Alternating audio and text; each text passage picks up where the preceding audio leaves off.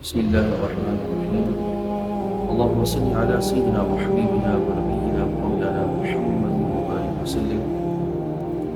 ناظرین السلام علیکم ورحمۃ اللہ وبرکاتہ. آج انشاءاللہ العزیز ہم آپ کے سامنے ایک انتہائی اہم عقیدہ توحید کے باب میں بیان کریں گے.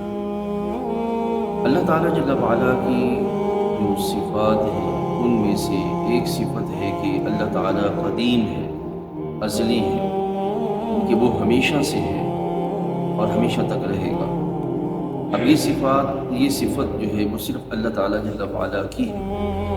مخلوق میں یہ صفت کسی کو حاصل نہیں ہے، کسی کو رب تعالیٰ جل وعلا نے عطا نہیں فرمائی.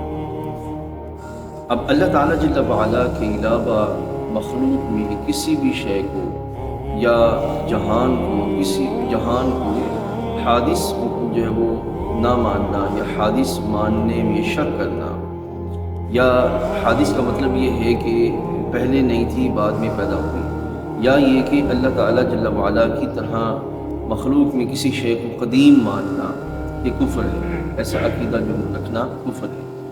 اب ہمارے نوجوان اسکولوں میں خاص طور پر فزکس کے اندر ایک جو ہے وہ قانون پڑھایا جاتا ہے کہ مادہ فنا نہیں ہوتا، بلکہ مادہ جو ہے وہ اپنی صورت جو ہے وہ تبدیل کرتا ہے، اپنی شکل جو ہے وہ تبدیل کرتا ہے.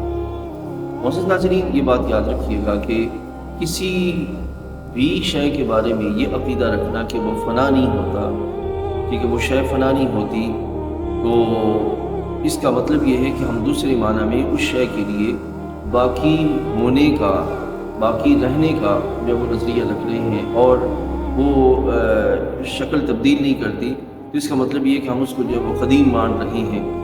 وہ یہ بات اپنے ذہن میں رکھیے کہ ایسا نظریہ اللہ تعالیٰ جل وعلا کے علاوہ کسی اور شے کے بارے میں رکھنا یہ کفر ہے.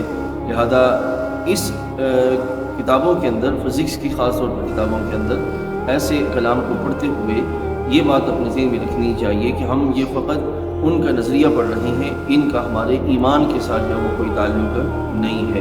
جب ہم اس طریقے کے ساتھ پڑھیں گے تو پھر ہمارا پڑھنا ہمیں کفر کی طرف لے کے نہیں جائے گا، بلکہ صرف ایک خبر کی صورت میں پڑھتے ہوئے ہم اپنے ایمان کو محفوظ رکھ سکتے ہیں.